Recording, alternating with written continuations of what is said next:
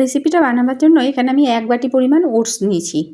আপনারা অনেকেই এই ওটস খেয়ে থাকেন, কিন্তু এইভাবে একবার বানিয়ে দেখতে পারেন। একদিন যদি বানান তাহলে দেখবেন রোজই বানাতে ইচ্ছা করবে, খেতে এতটাই ভালো হয়। তো প্রথমে ওটসটাকে আমি মিক্সার গ্রাইন্ডারে নিয়ে নিচ্ছি, কারণ এটাকে গুঁড়ো করতে হবে। পুরো ওটসটা নিয়ে নিলাম আর এটাকে মিহি করে গুঁড়ো করে নেব। তো দেখুন বন্ধুরা, ওটসটা আমি মিহি করে গুঁড়ো করে নিলাম। আর এটা এমনভাবে গুঁড়ো করেছি, এটা চেলে সময় নষ্ট করার কোনো দরকার নাই। একটু মিহি করে গুঁড়ো করলে চালার দরকার হবে না। এখন এই ওটসের গুঁড়োটা একটা পাত্রে ঢেলে নিচ্ছি। আপনাদের স্কুলের টিফিনে যদি খুব তাড়াতাড়ি থাকে তাহলে ওটসের গুঁড়ো করে আপনারা কৌটোতে ভরে রেখে দিতে পারেন, তাহলে কাজটা আরও তাড়াতাড়ি হয়ে যাবে। এখন এর মধ্যে দিচ্ছি 1 গ্লাস দুধ, মানে যে বাটিতে ওটস নিয়েছিলাম সেই বাটির 2 বাটি পরিমাণ দুধ দিচ্ছি। আমি যে বাটিতে ওটসটা নিয়েছিলাম সেই বাটিতে চিপে চিপে ওটসটা 1 বাটি ভর্তি করে নিয়েছিলাম, তাই 2 বাটি দুধই লাগবে। দুধটা একসঙ্গে না দিয়ে অল্প অল্প করে দিয়ে গুলে নিতে হবে। আর এই দুধটা আগেই ফুটিয়ে রাখা ছিল, এখন নর্মাল টেম্পারেচারে চলে এসছে। সেই দুধ দিয়ে এটা আমি গুলে নিচ্ছি। গরম দুধ দিয়ে কিন্তু এটা গোলা যাবে না।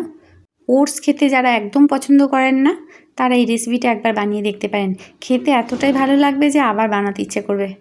তো দেখুন বন্ধুরা, দুধ দিয়ে আমি ওটসের গুঁড়োটাকে খুব ভালোভাবে গুলে নিলাম। এখন ব্যাটারটা ঠিক এই রকম হয়ে আছে।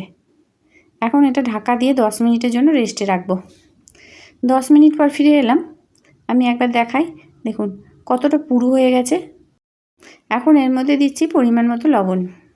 লবণ দেওয়ার পর এটা খুব ভালোভাবে মিশিয়ে নিতে হবে,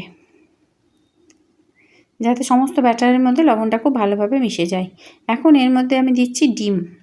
ডিমটা কিন্তু অবশ্যই দেবেন, তাহলে এটা স্বাদ খুবই ভালো হবে। এখানে আমি 4টে ডিম দিচ্ছি। ডিমের পরিমাণ আপনারা একটু বাড়িয়েও দিতে পারেন, তাহলেও খেতে খুবই ভালো লাগবে। তবে এটা আমি 3 জনের জন্য করছি, তাই 4টে ডিম দিলাম। এখন এটা খুব ভালোভাবে গুলে নিতে হবে। ডিমটা যত সুন্দরভাবে ফেটানো হবে রেসিপিটা খেতে ততই ভালো লাগবে, তাই হাতে একটু সময় নিয়ে ডিমটা খুবই ভালোভাবে ওটসের সাথে ফেটিয়ে নিতে হবে। তো দেখুন বন্ধুরা, আমি খুব সুন্দরভাবে ফেটিয়ে নিলাম।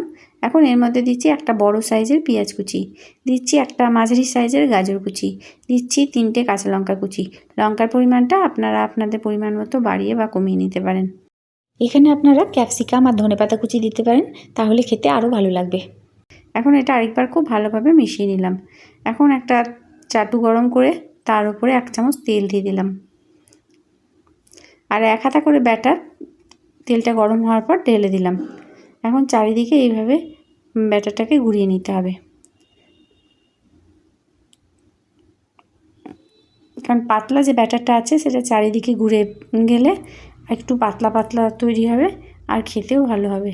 খুব বেশি মোটা বানালে ভালো লাগবে না, তার জন্য পাতলা করার জন্য আমি চাটুটাকে এইভাবে ঘুরিয়ে নিচ্ছি। এক দিকটা ভাজা হওয়ার পর অপর দিকটা উল্টাতে হবে। খুব বেশি সময় লাগে না ভাজতে, মাত্র 1.5 থেকে 2 মিনিটের মধ্যে একটা ভাজা হয়ে যাবে। এক দিকটা ভাজা হলে অপর দিকটা উল্টে দিতে হবে। শুধুমাত্র সস দিয়েই এটা খাওয়া হয়ে যায়, তবে স্যালাড থাকলে আরেকটু ভালো হয়। তো দেখুন বন্ধুরা, আমি উল্টো পিঠটাও আরেকবার দেখিয়ে দিলাম। 2 সাইডই খুব ভালোভাবে ভাজা হয়ে গেছে। এখন এটা তুলে নিচ্ছি। গরম গরম যদি খাওয়া হয় তো খেতে খুবই ভালো লাগবে। এখন 1 চামচ তেল দিয়ে আরেকটা ভেজে নিচ্ছি। এইভাবে আমি সবগুলোই ভেজে নেব। রেসিপিটা যদি আপনাদের ভালো লেগে থাকে তাহলে প্লিজ লাইক, শেয়ার, কমেন্ট করবেন।